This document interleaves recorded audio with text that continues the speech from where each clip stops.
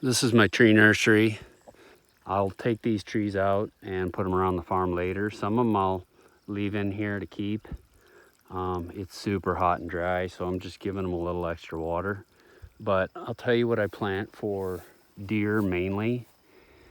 I'll show you a few examples actually. So it's a younger Kiefer pear. This is a persimmon tree that I planted from seed in my backyard a few years ago, and that's probably, oh gosh, 8 or 9 feet tall, probably 8 feet tall now. I planted that from seed about 3 years ago. It's got some flowers on there. So zone 5, I do like the persimmon. This one is a couple-year-old persimmon I planted from seed. That right there is a Chinese chestnut I got out of Michigan, planted that from seed. And I've got some different chestnut varieties. Let's see, out here's some pear, Kiefer pear. I've got a few varieties of apples. I would say my favorite thing is probably persimmon, Kiefer pear, Arkansas black apple tree. So chestnut, Kiefer pear, crab apple. Oh yeah, that's right. I've got a bunch of crab apple out here and they do really well. So this one I just started from seed last year. And I do really like the crab apple too. So a lot of these are newer trees. And probably, I got a high fence around here so I can baby them. But a lot of these are newer. And right now I'm just trying to keep the stress off them just to grow them and stuff. There's a crab apple I grew from seed. I actually got this from an Iowa source. I actually picked some apples out of Des Moines Waterworks. Some crab apples. They have some awesome crab apples, and I grew that from seed from some of those just to try it. There's a chestnut kind of growing out in the open, a couple years old on that. So I've got some peaches, some plums, tons of different pear. But like I said, when it comes to deer, I probably stick with 4, 5, 6. There's probably 3 varieties of apples I like really well. And I can get into that more, and there's a lot more detail on Iowawhitetail too. But Kiefer pear, chestnut, persimmon, crab apple, and that rascal's probably 10 foot tall for being not a super old tree. Yeah, that's probably 5-year-old tree. No, that's a 6 or 7-year-old tree. I take it back. So just a little example. And we got a ton of information on Iowawhitetail, all free, and I can give you all the advice you want on growing these things. But here's a little demo of what I'm dealing with, what I'm working with today. And here's actually another chestnut I grew from seed. And I think people can overdo the chestnuts. They're nice, but you gotta have a lot of variety. And I have some native dwarf chinkapin oak. They're over on the other side of the field here. Those are really good too.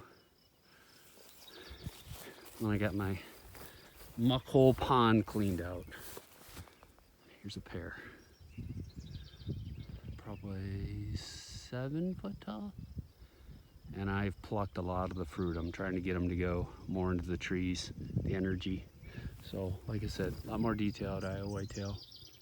And this is just my nursery. It looks a little different in my farm when I plant them by food plots or in wooded openings, stuff like that.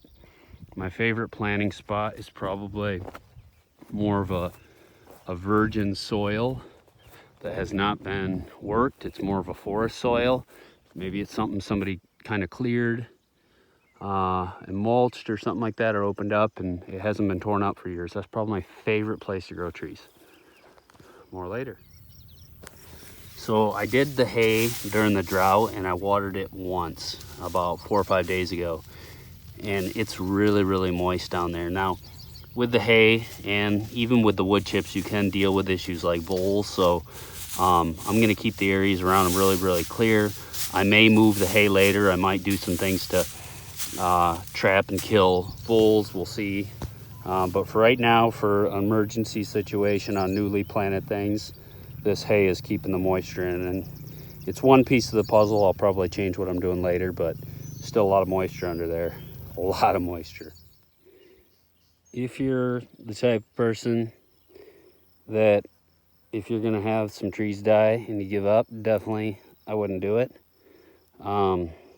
You got to be willing to just keep going and fill in these spots until they're good. Figure out your mistakes, figure out why they died, do your best. Sometimes they just die. You got to just keep planting and planting and planting until they're successful. And if you cannot take making some mistakes, there you go. There's kind of a mistake maybe. I don't know if that tree will wake up or not. If you can't take some mistakes and learn from them and keep going and you give up, tree planting is definitely not for you. But like anything, if you keep going,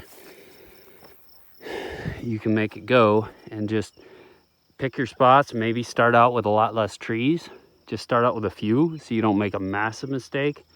But pick out your spots and just keep swapping them out until you got a full stand. And you know, if one variety is not working, swap it for something else and figure out what's going wrong. But don't give up. That's another main takeaway. Know your trees. Know what their strengths and weaknesses are. Know how to take care of them. Different trees have different soils they like. Apple and pear have different responsibilities you need to look at, like bugs and fungus, and you know, if you ever got blight in there or something.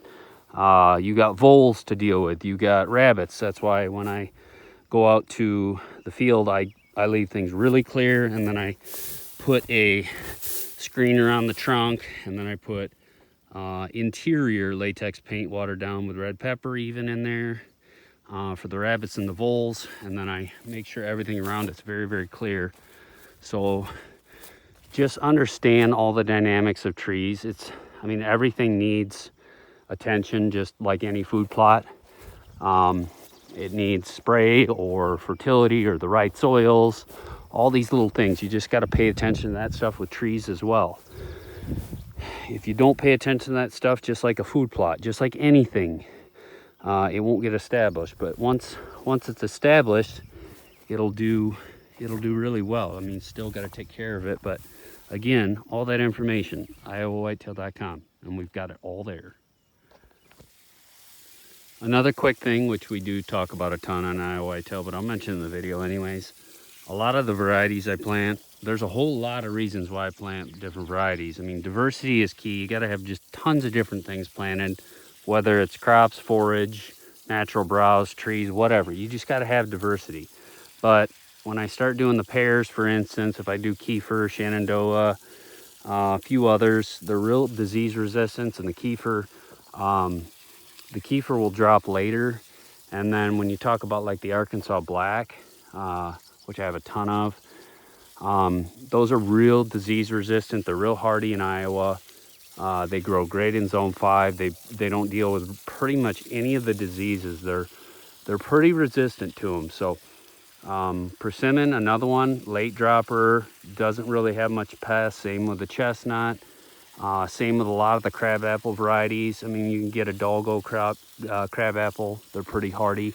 Some of the other apples like Liberty and Enterprise, Empire, I mean, Gold Rush. I mean, a few of them have a couple things like cedar rust. Gold Rush might have cedar rust, but you can spray that pretty easily to take care of cedar rust. And I'd rather have a cedar rust issue as opposed to a real bad powdery mildew or blight and stuff like that. So that's kind of why I plant the varieties I do. They're really attractive to deer, but they're very disease resistant.